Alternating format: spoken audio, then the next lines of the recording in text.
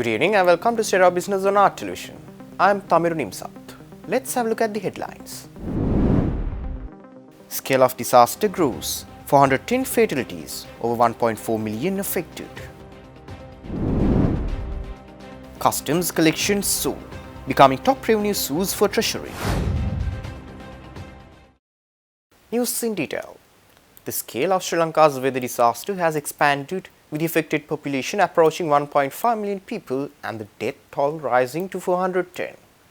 The latest Disaster Management Centre report reveals worsening impacts across multiple districts as floodwaters recede, revealing the full extent of the damage.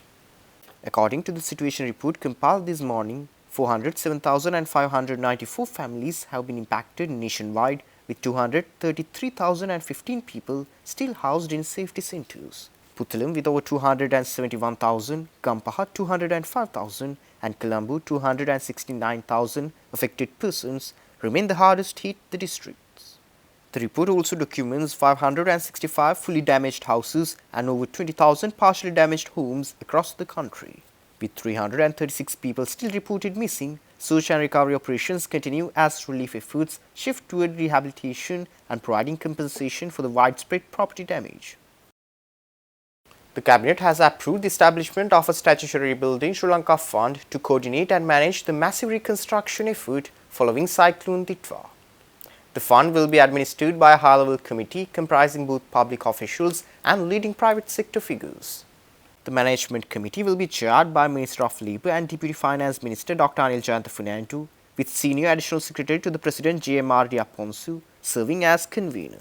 The committee includes top economic officials like Finance Ministry Secretary Dr. Harshina Surya Peruma and President's Senior Economic Advisor Duminda Hulankamu, alongside major private sector leaders such as Haley's Chairman Mohan Panditage, John Keel's Chairman Krishan Balendra, and LOLC Executive Chairman Ishara Nanayakkara. The committee is empowered to assess needs, set priorities, allocate resources, and ensure full transparency in financial operations and auditing.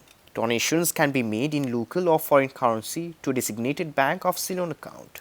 In addition, donors wishing to make direct deposits into foreign currency accounts of the Central Bank of Sri Lanka may do so through the following accounts.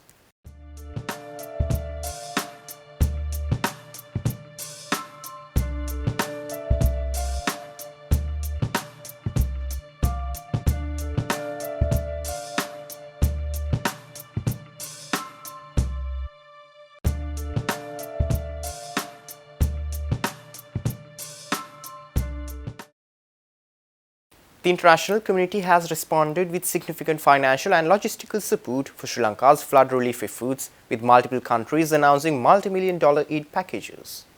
Nations including Australia, New Zealand, China and the United Kingdom have pledged substantial humanitarian assistance, while regional neighbours are providing critical on-the-ground support.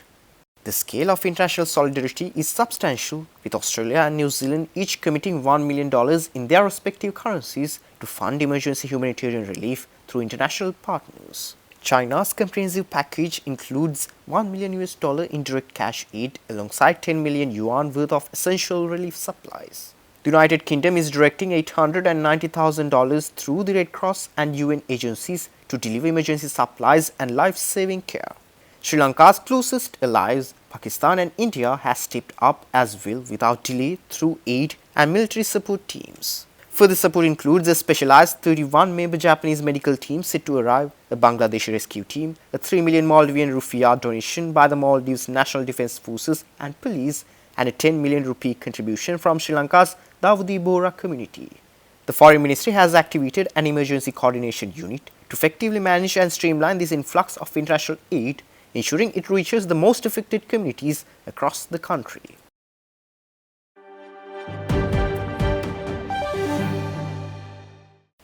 Stay tuned. We will return after this short commercial break.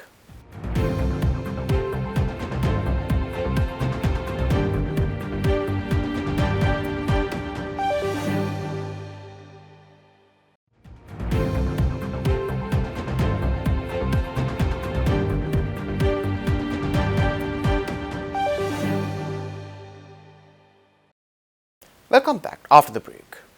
Sri Lanka Customs has achieved 2,260 billion rupees in revenue during the first 11 months of this year. In a press conference this morning, Customs Chief Sivali Arugodi said that was an increase of over 65% compared to the previous year. Revenue collected by Sri Lanka Customs jumped around 16.7% in November compared to the monthly target. The total revenue by end November has already reached around 107% of the full year target. Sri Lanka Customs has set a revenue target of 2,115 billion rupees for this year, and it was 36.2% higher than last year's 1,553 million rupees. The monthly target for November this year was 210 billion rupees, but the government has achieved 245 billion rupees in the month through November 30th. Sri Lanka Customs revenue jump is largely due to strong enforcement, improved valuation practices, and a rebound in import volumes after years of contraction. However, with the stabilization of reserves, the relaxation of certain import controls, and a steady recovery in consumer demand, customs collections from import duties and other levies have risen, the official data shows. The combined effect of increased import activity, currency movements, and strict enforcement has positioned customs as one of the top revenue sources for the Treasury in 2025, providing a vital cushion as the state works to meet fiscal targets under the IMF-supported program.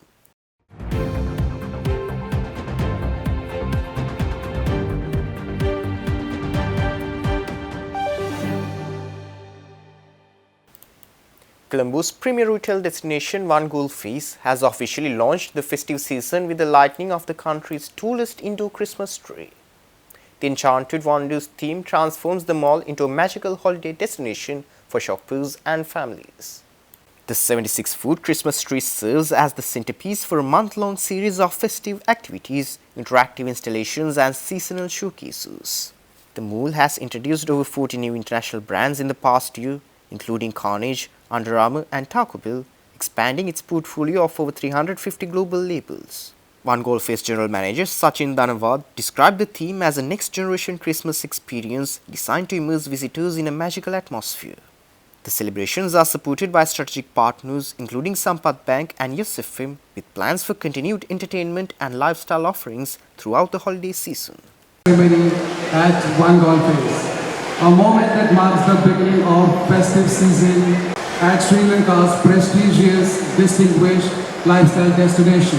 At One Goal Face, it's a constant endeavor to elevate the brand mix, enhance the consumer experience, thus contributing to the retail experience.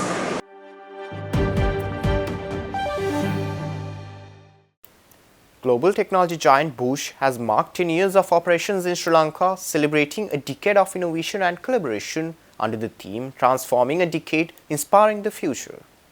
The anniversary event brought together regional leadership, government representatives, and industry partners to reflect on the company's impact on the country's technological development. Since its inception in 2015, Bosch has grown into a trusted technology partner across multiple sectors, including mobility, industrial technology, and consumer goods. The company reported global sales of 90.3 billion euros last year and employs over 417,000 people worldwide. Science and Technology Minister Professor Krishant Abesini highlighted Bosch's role in helping cultivate a technological ecosystem that aligns Sri Lanka with global standards, while calling for continued focus on research and local innovation. This milestone is a testament to the strong and enduring partnership between Germany and Sri Lanka. There have been many challenges throughout these 10 years, and your continued presence signifies not only the robust economic ties between our two nations, but also the mutual respect and trust that have been cultivated through this decade-long collaboration. As you know, there is a new government in Germany, and the focus of the new government is on security, freedom, and what we are talking today, especially wealth. Economic growth and prosperity and wealth are also one of the key pillars of the Sri Lankan government's policy, and this is well aligned with Germany's foreign policy goals.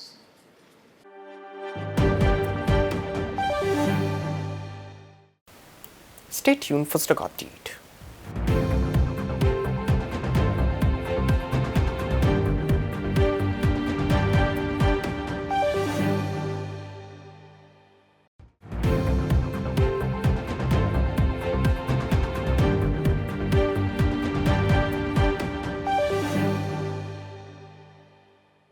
Trading at Colombo Stock Exchange ended on positive notes today. The All Share Price Index gained by 219.51 points to close at 22,241.57.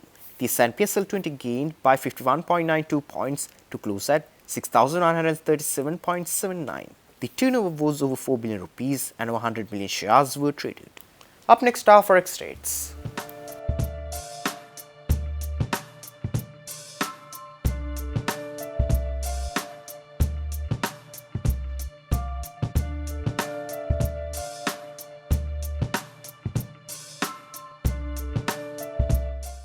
That's all our news for today. For this and more, subscribe to our channel on YouTube and follow us on Facebook. Take care and good night.